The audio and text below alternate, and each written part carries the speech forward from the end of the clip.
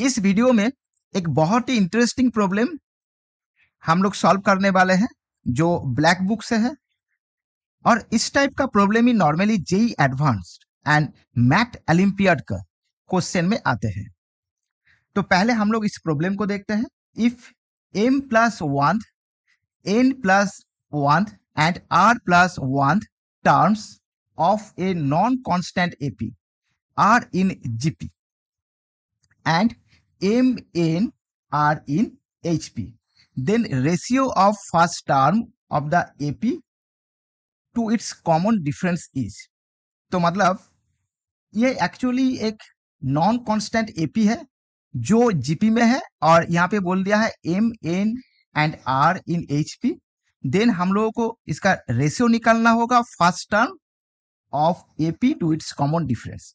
तो first term of AP मैं यहाँ पे पकड़ लेता हूँ ए, और इसका जो कॉमन डिफरेंस है वो मैं पकड़ लेता हूँ यहाँ पे डी।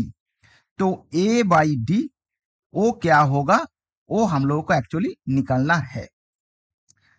तो फिर यहाँ पे स्टेप बाय स्टेप हम लोग प्रॉब्लम का सॉल्व देखेंगे। तो पहले हम लोग जानते हैं जो कोई भी नंबर एपी में होता है तो उसका टी जो k प्लस वन होता है वो होता है actually a plus k plus one into D.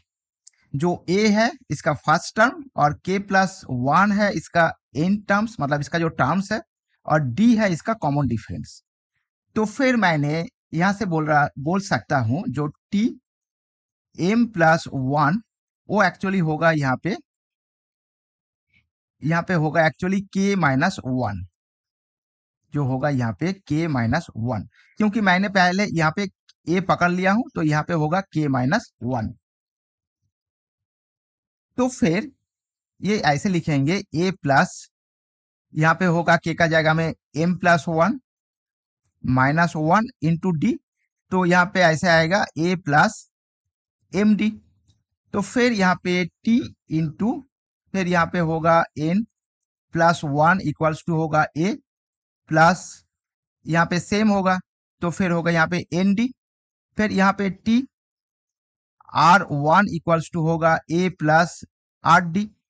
तो ये हम लोगों का तीनों नंबर मिल गया।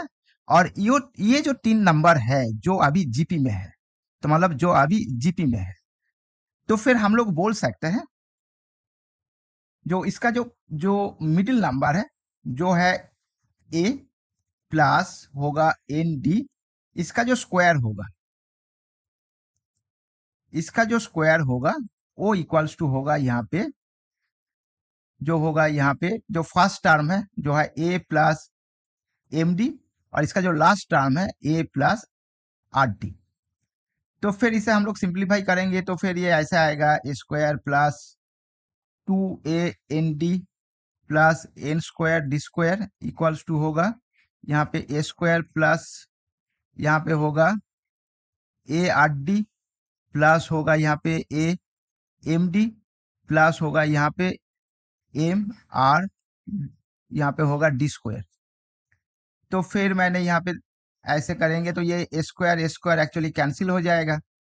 तो फिर यहाँ से डी हम लोग कैंसिल कर सकता है एक डी, क्योंकि ये जो है ये टर्म्स नॉन कांस्टेंट है तो इसलिए हमने यहाँ पे डी को कैंसिल कर देंगे। तो मतलब डी यहाँ पे है नॉट इक्वल्स टू जीरो।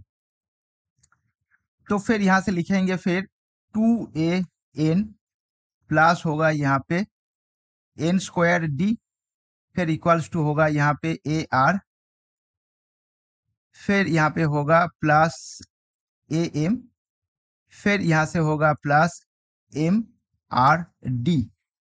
तो फिर यहाँ से ऐसे करके निकल के आएगा तो इसे हम यहाँ पे लेके आ जाएंगे इस साइड में। तो ये हो जाएगा टू ए एन माइनस होगा ए आर माइनस होगा ए एम इक्वल्स टू होगा यहाँ पे होगा एम आर डी माइनस होगा एन स्क्वायर डी।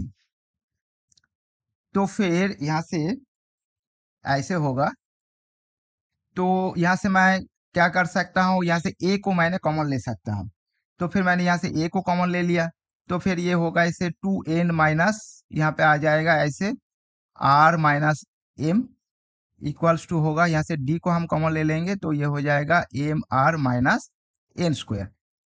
तो फिर यहाँ से ए बाई डी, फिर ये ऐसे होगा M R minus N square, और यहाँ पे होगा ऐसे 2n, यहाँ से माइनस कॉमन ले लूंगा तो ये ऐसे आएगा।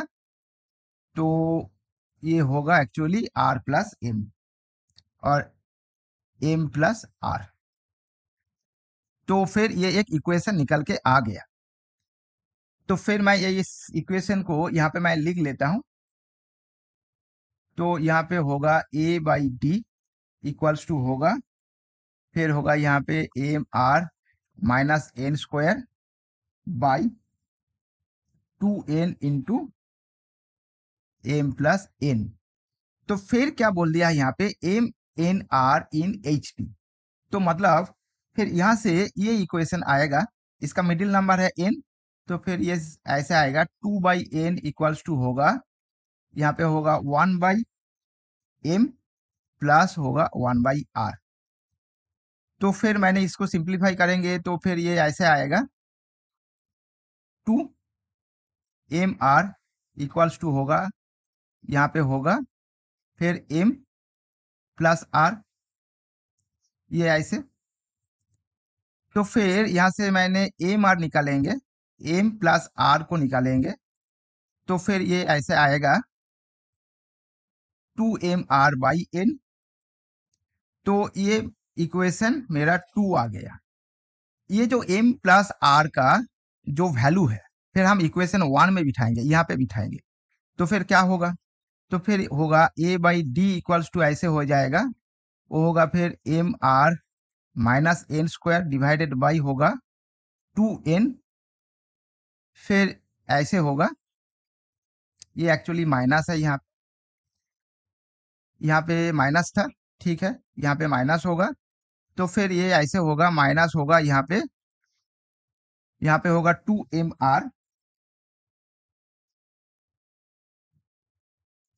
2mr by n। तो मतलब इससे सिंप्लीफाई करेंगे तो फिर ऐसे होगा M R minus N square divided by 2n square minus 2mr divided by होगा यहाँ पे n। तो फिर इसे क्या करेंगे, इसे माइनस को हम लोग बाहर निकाल के लेके आ जाएंगे।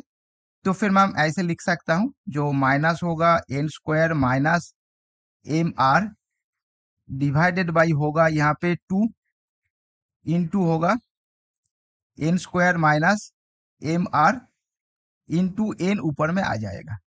तो फिर ये ऐसे काट हो जाएगा, तो फिर ये ऐसे आएगा माइनस एन बाई 2।